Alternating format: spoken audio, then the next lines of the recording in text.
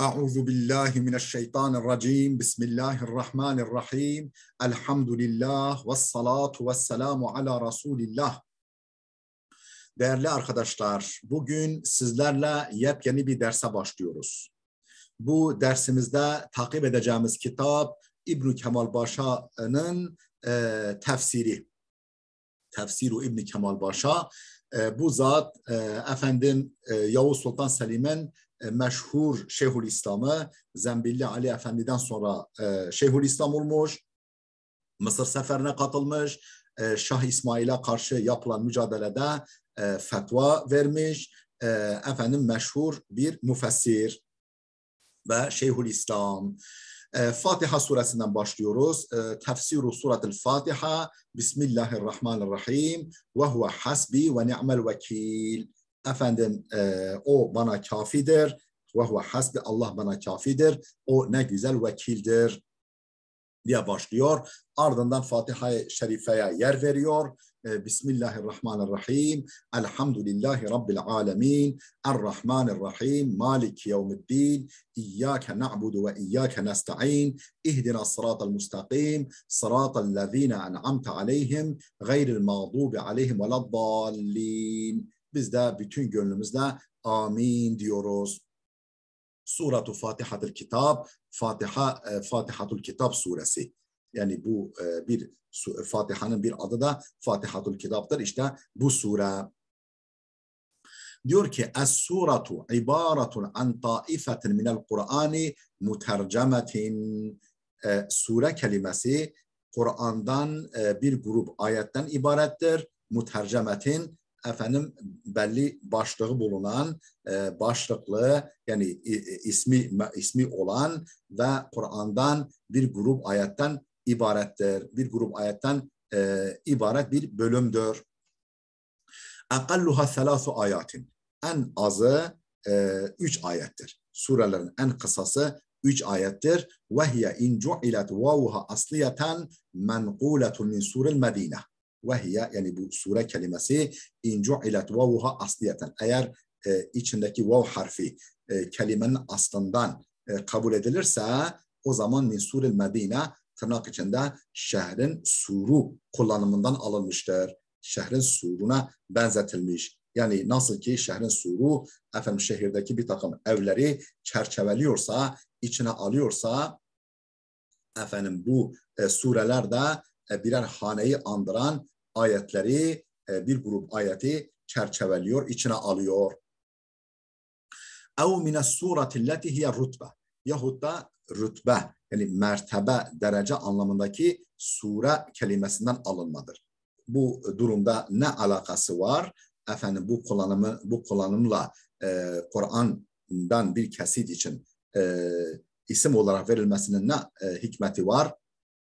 Efendim her bir sureyi okuduğunda kişi bir mertebe kat etmekte, bir derece yükselmekte.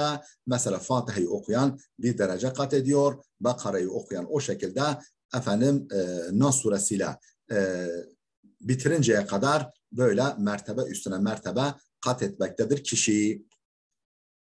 Ve in cu'ilet mubdeleten minel hamze, eğer bu sure kelimesindeki vav harfi asli değil de hamzeden dönüşme kabul edilirse o zaman femine suretilleti hiyel bakiyetu evil kıt'atu mineşşey, o zaman bir şeyin kıt'ası, parçası ve bakiyesi, kalıntısı demek olan sure ifadesinden alınmıştır. Yani es-sura, oradaki o hamzenin yumuşatılarak ova dönüşmesi kullanımındandır. Ve faidetu takdi'al Kur'ani suveren, Kur'an-ı Kerim'in sureler halinde parçalara bölünmesinin faydası, yani surelere ayrılmasındaki fayda, enne tenvi'al cinsi ahsanu min kevnihi beyanen vahiden ve enşatu lil qari'i ve eshelu lil hafzi. Efendim bir cinsin nevilere ayrılması, yani ayetler birer cinstir. Efendim Kur'an ayetleri bir cins oluşturuyor. Onun nevilere ayrılması bu ahsanu min kevniha beyanen vahiden tek bir anlatımla, tek düze bir biçimde efendim sunuluşundan daha güzeldir. Yani düşünün, efendim Fatiha'nın başından başlansa, Nas suresinin sonuna kadar kesintisiz devam etse, böyle bölümlere ayrılmasa ne kadar sıkıcı, ne kadar efendim bir türlü sonu gelmez bir okuyuş haline dönüşeceğini siz düşünün. Efendim tek bir sunumla, efendim peş peşe anlatımla sunulmaktan daha güzeldir. Ve enşatu lil qari'i, okuyucu için daha dinç tutucu, daha efendim şevklendirici ve efendim canlandırıcıdır. Ve eshelu lil hafzi, ezberlemeyi de daha kolaylaştırıcıdır. Ve emma ifradul enva'i ve telahukul eşkali fela yasluhu veçhen lima zukira. لأنه غير مراعا في ترتيب الآيات وتقطيعها صورا كما لا يخفى على من تتبع وتأمل. Efendim bunun için başka müfessirler tarafından hikmet olarak şunlar da ileri sürülmüş. Yani hikmet. Ve emma ifradul enva, efendim fertlerin, daha doğrusu nevilerin fertlere ayrılması ise, nevilerin fertlere ayrılması ve telahukul eşkal, birbiriyle mütecanis, yani birbirini andıran, efendim birbirine müşabih efendim ayetlerin birbirine eklenmesi ne gelince fela yasluhu veçhen lima zukira, yukarıda belirttiğimiz hikmetlerin bir veçhi olmaya elverişli değildir. Yani yukarıda Kur'an-ı Kerim'in surelere ayrılmasının hikmetlerini saydı. Efendim bu o kategoriye girmez. Çünkü niçin? لِأَنَّهُ غَيْرُ مُرَاعًا فِي تَرْتِبِ الْآيَاتِ. Çünkü ayetlerin tertibinde bu gözetilmemiş. Ayetlerin tertibinde efendim mütecanis ayetler, aynı konuyu anlatan, efendim birbirine benzer ayetler peş peşe yer verilerek efendim sureler oluşturulmamış. لأنه غير مراعا في ترتيب الآيات وتقطيعها صورا. Ayetlerin tertibinde ve surelere bölünmesinde bu durum gözetilmemiş, gözünde bulundurulmamış. Kema la yahfa ala men tetabba'a ve teammela. Tetabbu eden, yani durumu inceleyen ve üzerinde düşünen hiç kimse için hiç kimseden gizli kalmayacağı üzere. Efendim bu yani herkes tarafından görülecek, bilinecek bir durumdur. Ve fatihatu şey'i. Şimdi sure kelimesini izah etti. Fatiha kelimesine geldi. Ve fatihatu şey'i evveluhu ve hatimetuhu ahiruhu. Bir şeyin fatihası onun başlangıcıdır. Hatimesi ise sonudur. İz bihima el fethu vel hatmu. Çünkü bu ikisiyle, yani Fatiha ve hatime ile efendim fetih ve hatim yapılır. Yani giriş yapılır ve sonlandırılır. Yani bir şey efendim Fatihasıyla giriş yapılır, hatimesiyle o şey sonlandırılır. Ve ta'u, Fatihatundaki ta harfi, yani ta marbuta, yuvarlak ta, linnakli minel vasfiyeti ilel ismiyeti. Kelimeyi vasıflıktan, yani ismi faillikten çıkarıp isimliğe aktarmak içindir. Yani artık açan efendim değil, efendim artık bir Kur'an-ı Kerim'den bir bölümün, bir kesitin, bir ayetler grubunun efendim adı olmuş oluyor. Fatiha suresinin adı olmuş oluyor. Ve qîle hiye fil asli mastarun bima'nel fethi. Şöyle de denilmiş, yani yine denilmiştir ki efendim bu Fatiha kelimesi aslında mastardır, fetih anlamındadır. Sümme utlikat ala evveli şey'i, sonra bir şeyin girişi için isim olarak kullanılmış, bir şeyin girişine ad olarak verilmiş. Tesmiyeten lil mef'uli bil mastar. Efendim ismi mef'ulun mastarla adlandırılması kabilinden. İsmi mef'ulun, yani aslında Fatiha kelimesi mastardır ama ismi mef'ul manasındadır. Yani meftuh anlamındadır. Yani açan değil de açılan, yani açmak manasında, ama yani açmak manasında mastardır ama isim mef'ul manasında kullanılmış. Açılan, yani efendim kendisiyle Kur'an'a başlanan sure. Vel faaliyetu fil masadiri gayru azizin. Efendim mastarlarda bu fail kalıbının kullanılması, yani fail kalıbının mastar manasında kullanılması gayru azizin nadir değildir. Yani sıkça rastlanan bir durumdur.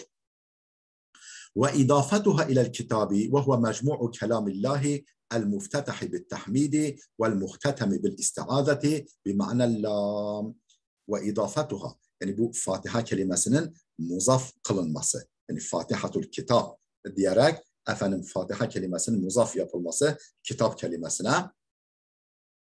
Ve huve, kitap nedir? Mecmu'u kelamillah el-muftetahi bit-tahmidi ve'l-muhtetemi bil-isti'aza. Yani hamdle başlanan, hamdle giriş yapılan ve istiazeyle, yani kul a'udhu bi rabbin nas, kul a'udhu bi rabbil felak ve kul a'udhu bi rabbin nas'la sonlandırılan kelamullah'ın mecmu'u, yani tümü anlamındaki kitaba muzaf yapılması bir ma'na lam anlamındadır. Yani aidiyet belirtir. Yani kitabın Fatihası, kitabın başlangıcı, kitabın girişi anlamında lam, yani orada yani Fatihatun lil kitap açılımındadır. Fatihatun lil kitap, yani Fatihatul kitap, Fatihatun lil kitap demektir. Yani kitabın Fatihası, kitaba ait Fatiha. لِأَنَّ اَوَّلَ الشَّيْءِ جُزْءُهُ. Çünkü bir şeyin başlangıcı onun bir parçasıdır. Çünkü bir şeyin başlangıcı onun bir parçasıdır. Fatiha'da Kur'an-ı Kerim'in bir parçası durumundadır. Ve idafetul cüz'i ila kullihi bi ma'nel lam. Bir parçanın bütüne muzaf kılınması, bir parçanın ait olduğu bütüne muzaf kılınması lam anlamını içerir. Mesela Ahmet'in başı, evin penceresi, o pencere evin bir parçasıdır. Babul beyti, babun lil beyti onun bir parçasıdır. Bir şeyin ait bulunduğu, parçası bulunduğu bütüne muzaf kılınması lam anlamındadır. Yani orada izafet bir mana lamdır. ثم إن وجه تسمية هذه السورة بفاتحة الكتاب والفاتحة وسورة الحمد والشكر والدعاء وتعليم المسألة ظاهرون. Sonra bu surenin, yani Fatiha suresinin bir Fatihatul Kitab ve El Fatiha ve Suratul Hamd, Suratul Şükür, Suratul Dua, Suratul Ta'limil Mes'ele diye adlandırılmasının gerekçesi, yani gerekçesi zahirun açıktır. Neden Fatihatul Kitab denmiş? Çünkü Kur'an-ı Kerim'in, yani adı kitap olan Kur'an-ı Kerim'in girişidir. Neden Fatiha denmiş? Çünkü onunla Kur'an'a başlanıyor. Kur'an onunla açılıyor.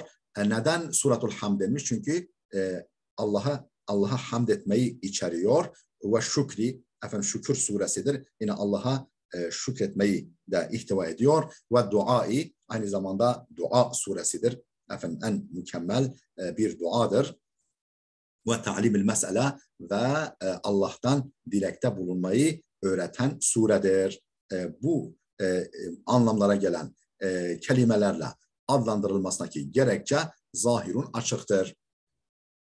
Ama tesmiyetuha bi ummil Kur'an feliştimaliha ala kulliyatil maani leti fil Kur'an. Peki Ummul Kur'an diye adlandırılması ise, Ummul Kur'an diye adlandırılmasına, yani Kur'an'ın anası, Kur'an'ın esası diye adlandırılmasına gelince bunun hikmetine feliştimaliha ala kulliyatil maani, tümel manaları elleti fil Kur'an, Kur'an'da yer alan tümel manaları, yani külli manaları, her yerde rastlanan, Kur'an'ın bütününe yayılan manaları ihtiva ettiği, içerdiğinden dolayıdır. Nedir bu Kur'an'daki tümel manalar? Külli manalar, mine's-senâi alallâhi teâlâ, Allah'ı medhu sena, ve mine't-teabbudi bil emri ve nehyi vel va'di vel va'id, ve mine't-teabbudi bil emri ve nehyi, emir ve nehiyle, yani Allah'ın emirlerini yerine getirmek ve onun yasaklarına sakınmak suretiyle ona kulluk, Kur'an'daki külli manalardan birisi de bu. Vel va'di vel va'idi, bir de külli manalardan, Kur'an-ı Kerim'in her tarafına yayılan manalardan birisi de vaattir. Yani Allah'ın mükafat sözleridir, mükafata yönelik sözleridir ve de tehditleridir. Efendim bunlar yani Allah'ın methu sana, emir ve yasaklarına riayetle Allah'a kulluk, Allah'ın mümin kullarına, iyi kullarına mükafat sözü ve kötü insanlara tehditleri Kur'an-ı Kerim'in tamamında yayılmış.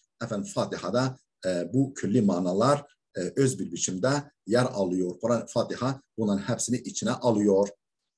Bunun için Ummul Kur'an denmiş.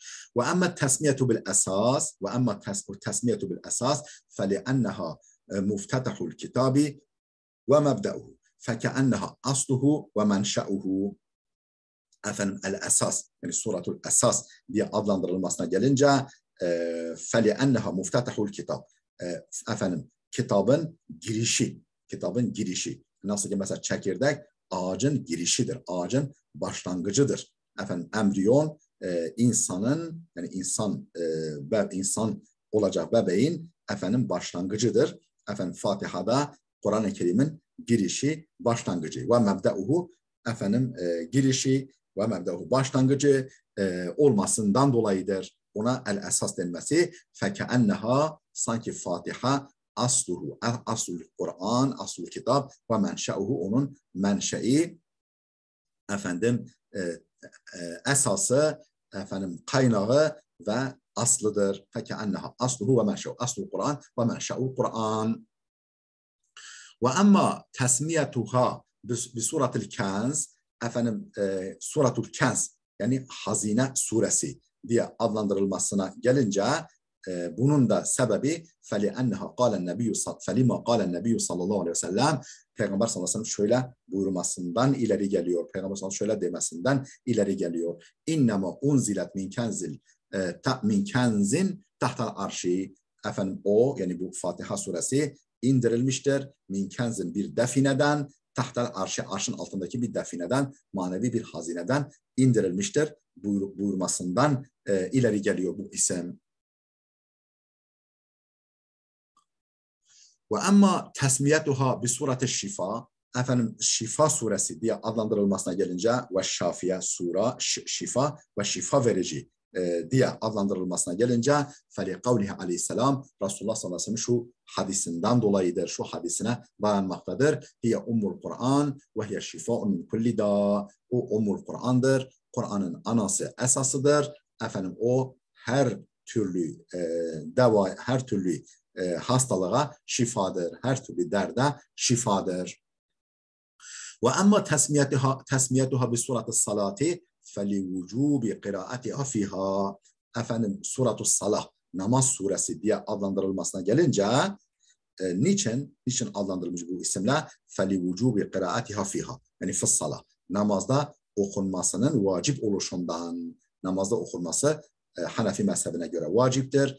Şafii mezhebine göre farzdır. فَلِوُجُوبِ قِرَاءَتِهَا فِيهَا fıssala namazda okunmasının vacip oluşundan ileri geliyor.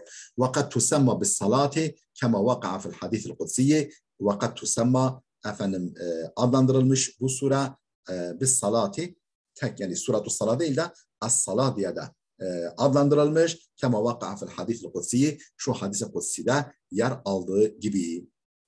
Şu hadis-i kudside geçtiği üzere qasamtu salata beyni ve beyne abdi nısfayni ben Allah buyuruyor hadis-i kudside ben salatı yani Fatiha'yı kendimle kulum arasında bölüştürdüm. Yani ikiye böldüm. Qasamtu salata beyni ve beyne abdi salatı burada salattan maksat Fatiha'yı kendimle kulum arasında ikiye böldüm. Ve zâlike min bâbi tesmiyeti şey'i bismi ma yulazimuhu.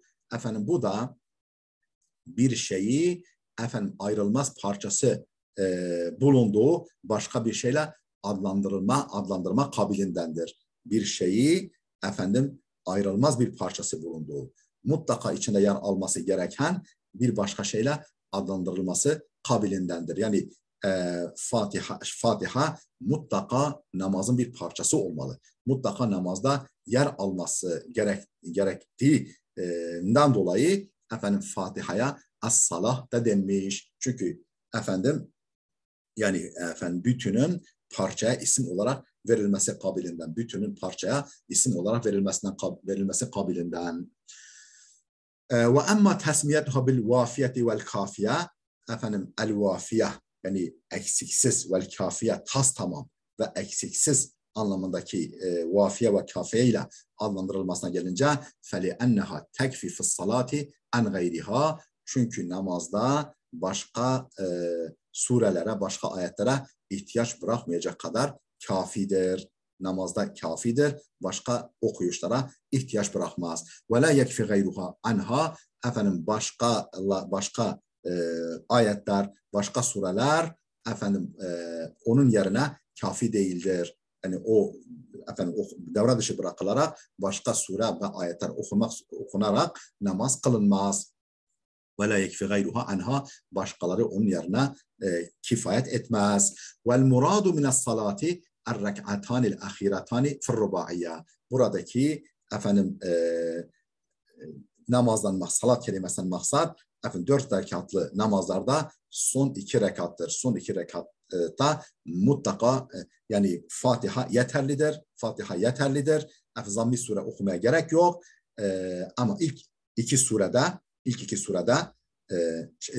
iki rekatta efendim mutlaka zamm-i surede yapılması lazım. Yani Fatiha'ya başka bir surenin de veya ayetlerin de eklenmesi lazım. لأن ضم السورة عليها على الفاتحة, çünkü surenin veya efendim 3 ayetin Fatiha'ya ilave edilmesi vacibun fil uleyeyn, ilk iki rekatta zorunludur, vaciptir. Ve amma tesmiyetuha bis seb'il mesani, es-seb'ul mesani diye adlandırılmasına gelince feli enneha seb'u ayatin tusenna fis salah, çünkü namazda tekrar edilen, tusenna yani tukerrar, namazda tekrar edilen 7 ayettir. Namazda tekrar edilen 7 ayet olması açısındandır bu isimle isimlendirilmesi. Ve qila li'enneha ثنيت في النزول فإنها نزلت بمكة حين فرضت الصلاة وبالمدينة حين حولت القبلة.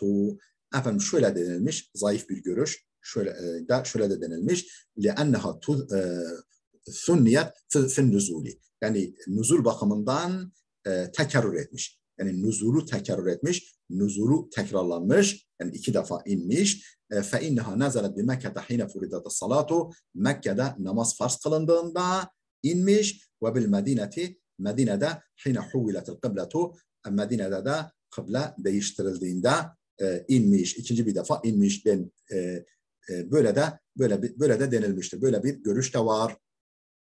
وَفِيهِ, bunda şu itiraz noktası var. وَفِيهِ, bu görüş şu itiraz noktasını ihtiva ediyor. Şöyle bir itiraza hedef oluyor. Ennel vasfa'l mezkura kad sebete leha bi Mekke'te bidelaleti kavli Teala ve lekad ateynâke seb'an minel methani vel Kur'anel azîm. Bu mezkur vasıf, yani es-seb'ul methani, tekrarlanan 7 vasfı kad sebete leha Fatiha için kullanılmış, Fatiha için söz konusu olmuş, kesinlik kazanmış. Bir Mekke'de kesinlik kazanmış. Yani henüz 2. bir defa inişi gerçekleşmeden efendim daha Mekke'de ilk defa indiğinde bu isim ona verilmiş. Bu onun için kullanılmış. Yani Es-Seb'ul Methani ismi Mekke'de Fatiha için kullanılmış. Yani daha 2. inişi gerçekleşmeden. Dolayısıyla efendim bu Seb'ul Methani, tekrarlanan 7 isminin Fatiha için kullanılmasının 2 defa inişinden ileri geldiği görüşü efendim itiraz, su götürür, tartışma götürür. Peki nereden biliyoruz Fatiha, Seb'ul Methani Fatiha için kullanılmış Mekke'de? Bir delaleti kavli Teala, şu ayet-i kerimenin delaletiyle, şu ayet-i kerime buna delildir. وَلَقَدْ آتَيْنَاكَ سَبْعًا مِنَ الْمَثَانِ, biz sana tekrarlanan 7 ayeti verdik. Hicr suresi 87. ayet ki bu sure efendim Mekki'dir. Yani Fatihatul Kitab, Seb'ul Methani'den maksat Fatihatul Kitap'tır. Yani Fatiha suresidir. Alama nassa aleyhin nebiyyü aleyhisselam, Peygamber sallallahu aleyhi ve sellem, nitekim Peygamber sallallahu aleyhi ve sellem bunu açıkça belirtmiş. Haythu kâle, yani şöyle buyurarak, fi rivayete Ebu Hureyre radıyallahu anhu, Ebu Hureyre radıyallahu anh'tan gelen bir rivayette şöyle belirtmek suretiyle bunu açıkça ifade etmiş Hazreti Peygamber sallallahu aleyhi ve sellem. Fatihatul Kitab, efendim o tabi bu hadisin baş tarafı var. İşte o, yani o efendim benzeri ne Tevrat'ta, ne Zebur'da, ne Furkan'da, ne Kur'an'da indirilmemiş olan o sure Fatihatul Kitab, Fatihatul Kitap'tır. İnneha es-seb'ul methani, o tekrarlanan 7 ayettir. Vel Kur'anul azimul lezi utituhu, yani inneha es-seb'ul methani vel Kur'anul azimul lezi utituhu. Yani efendim Hicr suresi 87. ayetinde belirtilen ve lekad ateynake seb'an minel methani vel Kur'anul azim ayetin geçen seb'i methani, yani Kur'an-ı Kerim, Kur'an-ı Azim'in, büyük Kur'an'ın karşısına konulan, yani onunla denk tutulan efendim o tekrarlanan 7 ayettir. Yani bu ayette bana verildiği belirtilen ve bu ayette geçen, adı geçen sure bu suredir. Seb'ul Methani ismi. Vel ayetu mekkiyetun bin nassı.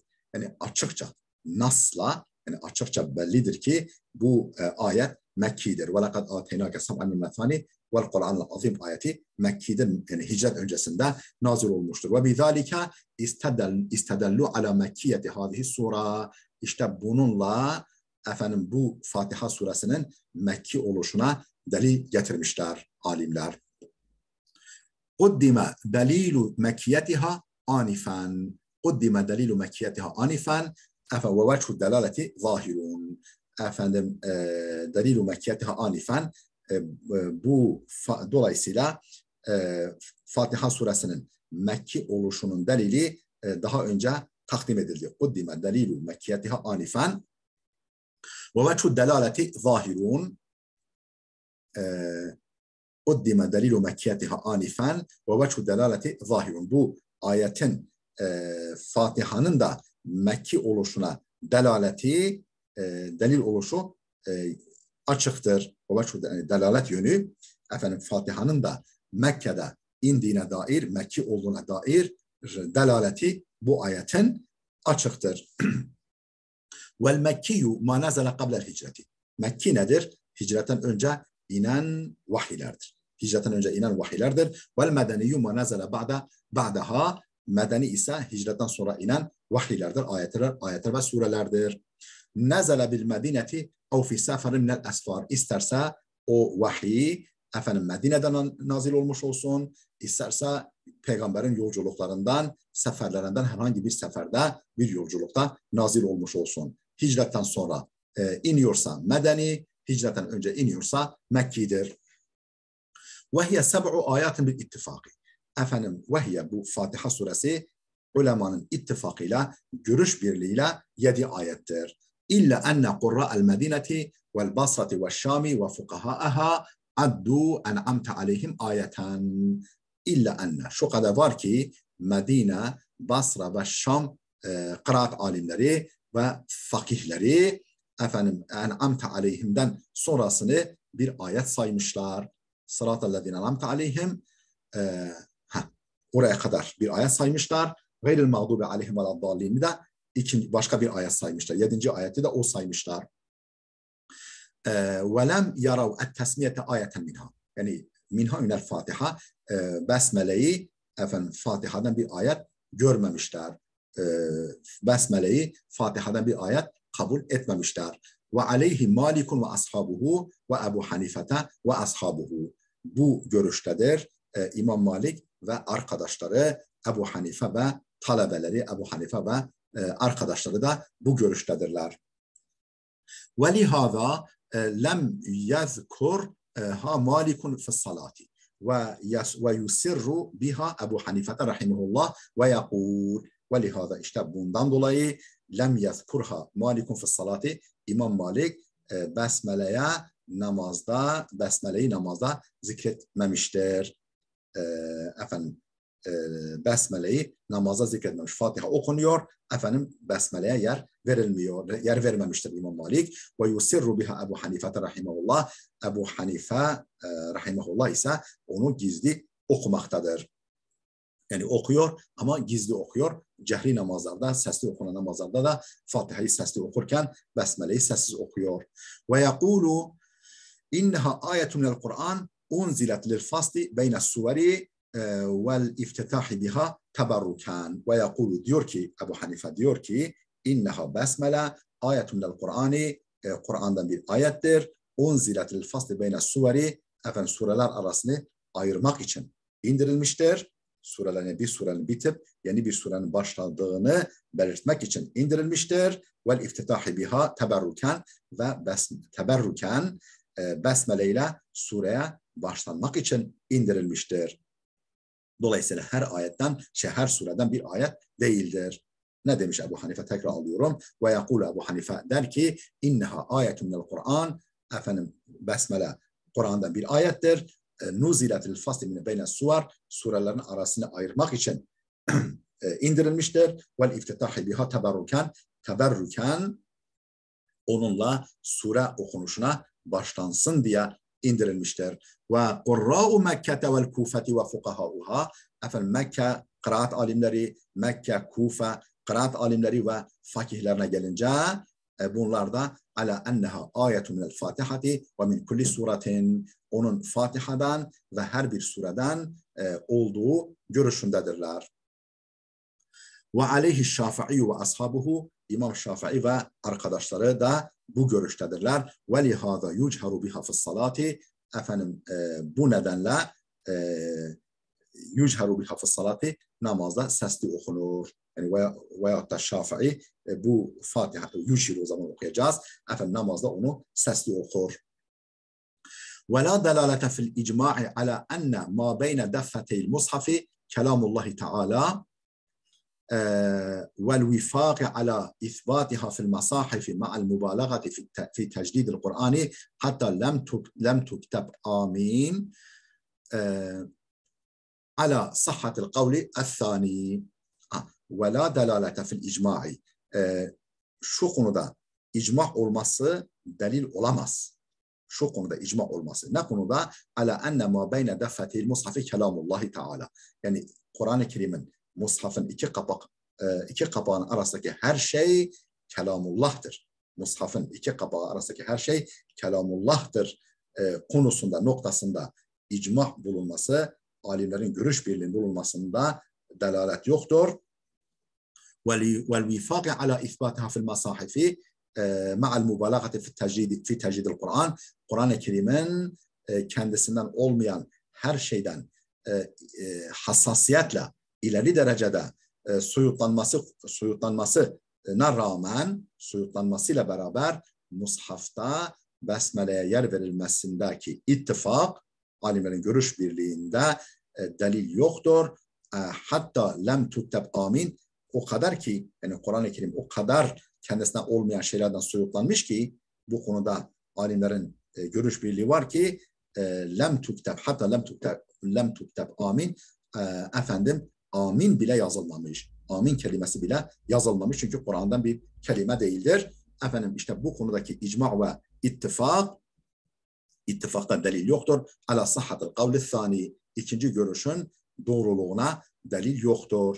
Yani besmelenin efendim her sureden bir parça olduğuna delil yoktur. Niçin? İz la yelzemu min kevniha kelamallahi teala en tekune ayeten minel Fatihati. Çünkü kelamullah olmasından Fatiha'dan da bir ayet olması gerekmez.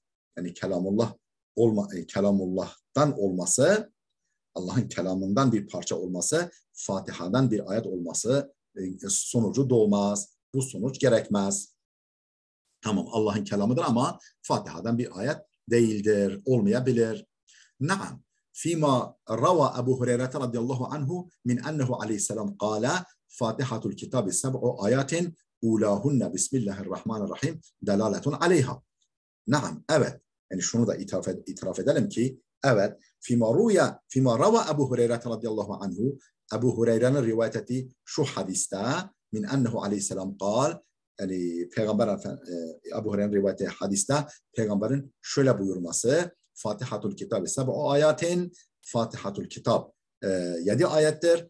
Ulahunna, o ayetlerin ilki Bismillahirrahmanirrahim'dir.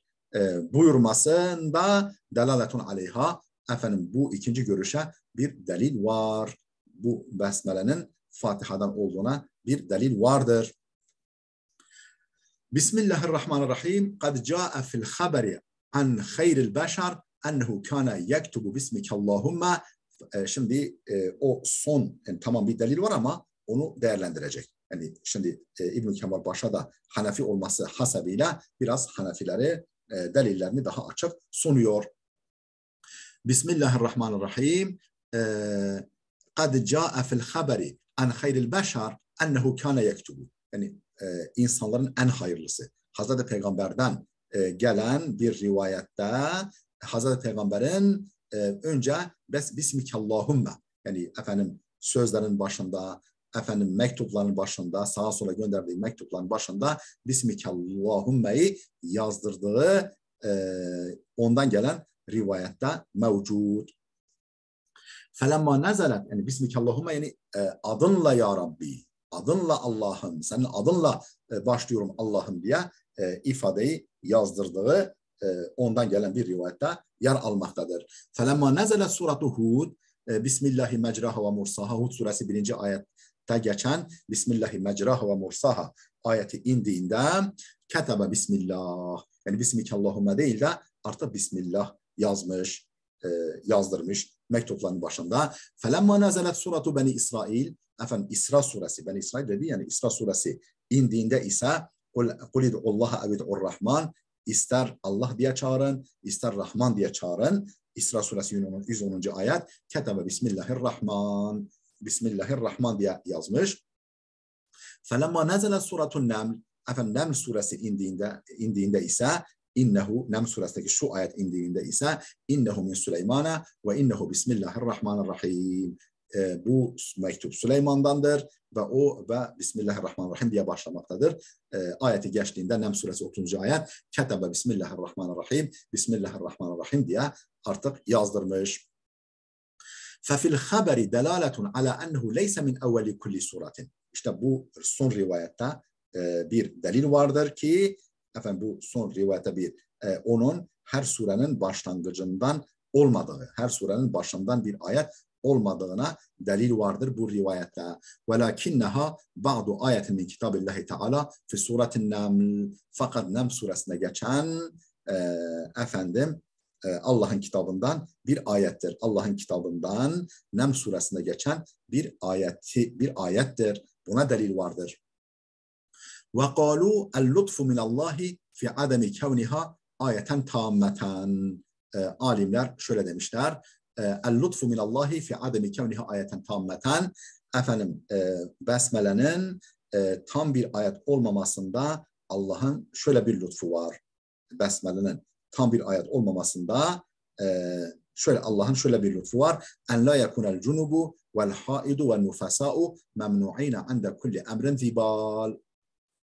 Efendim cenabetli, yani gusül abdesti alması gereken veya hayızlı, yani ay halindeki kadın ve nufasa, yani lohusa dönemindeki kadının memnu'ine an kulli emrin ande kulli emri zibalin, her önemli işin başında onu söylemekten men edilmemesi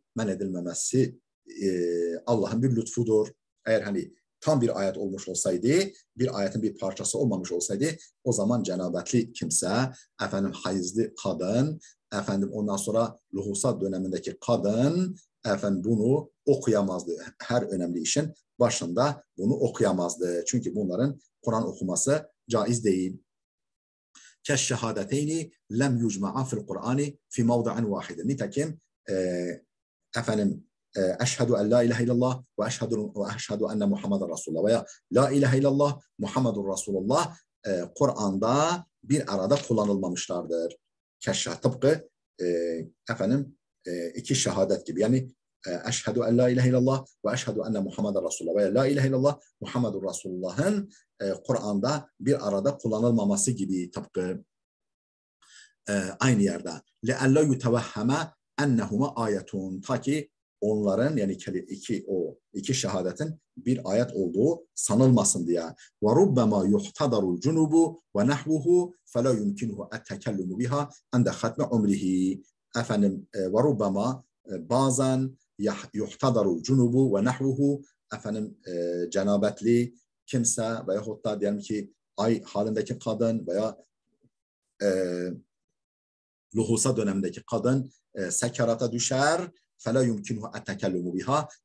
O zaman eğer bu kelime şehadetler yani eşhedü en la ilahe illallah ve Muhammed Resulullah bir ayet olsaydı aynı yerde beraber zikredilseydi bir ayet halinde o zaman bunları söylemesi ömrünün sonlandığı noktada yani son nefesini verirken ömrünün sonlandığı noktada bunu tekellüm etmesi, bunu seslendirilmesi, dillendirilmesi caiz olmazdı. Bismillah. Değerli dostlar, videomuz oldukça uzadı. Burada dursun. Efendim gelecek dersimize kadar Allah'a emanet olun.